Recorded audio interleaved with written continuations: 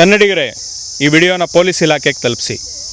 ಎಲ್ಲಿ ನೋಡಿದ್ರು ಕನ್ನಡಿಗರನ್ನ ಅಪಹಾಸ್ಯ ಮಾಡೋದು, ಕನ್ನಡ ಭಾಷೆನ ಅವಹೇಳನ ಮಾಡೋದು, ಕನ್ನಡಿಗರ ಮೇಲೆ ದೌರ್ಜನ್ಯವನ್ನು ಮಾಡ್ತಾ ಇರೋದು, ಇದು ಯಾವತ್ತೂ ಕೂಡ ಸಹಿಸೋಕ್ಕಾಗಲ್ಲ. ಕರ್ನಾಟಕ ರಾಜ್ಯ ಕನ್ನಡಿಗರಿಗೆ ಮೀಸಲು. ಅದರಲ್ಲೂ ಕನ್ನಡಿಗರ ರಾಜಧಾನಿ ಬೆಂಗಳೂರಿನಲ್ಲಿ ಕನ್ನಡಿಗರ ಮೇಲೆ ಪರಭಾಷಿಕರ ದೌರ್ಜನ್ಯ ಹೆಚ್ಚಾಗಿದೆ. ಎಲ್ಲಾದರೂ ಕನ್ನಡ ಕೇಳು ಅಂತ ಹೇಳಿದ್ರೆ ಅವರು ಹಿಂದಿನಲ್ಲಿ ಮಾತಾಡು, ತಮಿಳಲ್ಲಿ ಮಾತಾಡು, ತೆಲುಗಲ್ಲಿ ಮಾತಾಡು, ಮಲಯಾಳದಲ್ಲಿ ಮಾತಾಡು ಅಂತ ಹೇಳಿ ಕನ್ನಡಿಗರ ಮೇಲೆ ದೌರ್ಜನ್ಯ ನಡೀತಾ ಇದೆ. ಇದು ಕರ್ನಾಟಕನ, ಇದರ ಆಡಳಿತ ಭಾಷೆ ಕನ್ನಡಿಗರ ಅಂತ ಹೇಳಿ ನಾವು ಆಲೋಚನೆ ಮಾಡಬೇಕಾದಂಥ ಪರಿಸ್ಥಿತಿ ಇವತ್ತು ಬೆಂಗಳೂರು ನಗರದಲ್ಲಿ ಬಂದಿದೆ.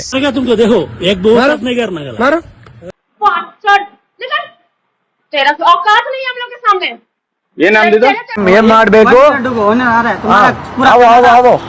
ಕನ್ನಡ ನಿಕಾಲ್ತಾ एक सेकंड में निकालता कन्नಡ ಕನ್ನಡ ಹಿಂದಿನಲ್ಲಿ ಹೇಳಬೇಕು, ಕನ್ನಡದಲ್ಲಿ ಹೇಳಿದ್ರೆ ಗೊತ್ತಾಗಲ್ಲ, ನಾವ್ ಯಾರು ಕನ್ನಡದವ್ರಿಲ್ಲ ಅಂತ ಹೇಳ್ತಾನೆ ಅವನು. ಆಮೇಲೆ ನಾನೊಂದು ಮ್ಯಾಂಗೋ ಮಾಡಿದೆ. ಇದನ್ನು ಯಾರಾದರೂ ಕನ್ನಡಿಗರು ಹೋಗಿ ಪೊಲೀಸ್ ಇಲಾಖೆಗೆ ದೂರನ್ನ ನೀಡಿದ್ರೆ ಅವರು ಪರಭಾಷಿಕರ ಪರವಾಗಿ ಪೊಲೀಸ್ ಇಲಾಖೆ ನಿಂತ್ಕೊಂತಿದೆ. ಕನ್ನಡಿಗರು ಕೊಟ್ಟಂಥ ದೂರನ್ನು ಸ್ವೀಕರಿಸ್ತಾ ಇಲ್ಲ, ಹಾಗೆ ಅವ್ರ ಮೇಲೆ ಯಾವುದೇ ರೀತಿಯಾದಂಥ ಕ್ರಮ ಆಗ್ತಿಲ್ಲ. ಇತ್ತೀಚೆಗೆ ಒಂದು ಕೈ ಹೆಚ್ಚಾಗಿ ತಾವು ನೋಡಿರ್ಬೋದು, ಈ ಒಂದು ಸಾಮಾಜಿಕ ಜಾಲತಾಣದಲ್ಲಿ ಒಂದೆರಡು ವಿಡಿಯೋಗಳು ಬಂದಿದೆ. ಅದರಲ್ಲಿ ಒಬ್ಬ ಡೆಲ್ಲಿ ಮೂಲದ ಪರಭಾಷಿಕ ಪೊಲೀಸರ ಮೇಲೇ ಬಾಯಿಗೆ ಬಂದಾಗ ಮಾತಾಡ್ತಾನೆ, ನಮ್ಮ ಪೊಲೀಸವ್ರು ಏನೂ ಮಾತಾಡೋದಿಲ್ಲ. ಹಾಗೆ ಇಲ್ಲಿ ಸ್ಥಳೀಕರೇ ಬೇರೆ ಅವರು ಪೊಲೀಸರ ಮೇಲೆ ದಬ್ಬಾಳಿಕೆ ಮಾಡ್ತಾರೆ, ಆದರೆ ಪೊಲೀಸವರು ಯಾವುದೇ ರೀತಿಯಾದಂತಹ ಪ್ರತಿಕ್ರಿಯೆಯನ್ನು ನೀಡಲ್ಲ, ಅವ್ರ ಮೇಲೆ ಯಾವುದೇ ರೀತಿಯಾದಂಥ ಕ್ರಮ ಆಗಲ್ಲ. ಏನೇನು ಮಾಡ್ತಾ ಇದೆ ಪೊಲೀಸ್ ಇಲಾಖೆ? ಪೊಲೀಸ್ ಇಲಾಖೆ ಇರೋದು ಕನ್ನಡಿಗರ ರಕ್ಷಣೆಗೋ ಇಲ್ಲ ಬೇರೆಯವ್ರ ರಕ್ಷಣೆಗೋ? ಕಾನೂನು ಎಲ್ರಿಗೂ ಒಂದೇ ಅಂತ ಇದ್ಮೇಲೆ ತಪ್ಪು ಮಾಡಿದ್ಮೇಲೆ ಅವನು ಕನ್ನಡಿಗ ಆಗಿರಲಿ ಪರಭಾಷಿಕ ಆಗಲಿ ಅವನ ಮೇಲೆ ಕ್ರಮ ತಗೋಬೇಕು. ಆದರೆ ಕರ್ನಾಟಕದಲ್ಲಿ ಕನ್ನಡ ಭಾಷೆಗೆ ರಕ್ಷಣೆ ಕೊಡಬೇಕಾಗಿರ್ತಕ್ಕಂಥದ್ದು ಕರ್ನಾಟಕ ರಾಜ್ಯ ಸರ್ಕಾರದ ಕರ್ತವ್ಯ, ಹಾಗೆ ಕರ್ನಾಟಕ ರಾಜ್ಯ ಸರ್ಕಾರದ ಭಾಗವಾಗಿರ್ತಕ್ಕಂಥ ಪೊಲೀಸ್ ಇಲಾಖೆಯ ಕರ್ತವ್ಯ ಕೂಡ ಆಗಿರುತ್ತೆ.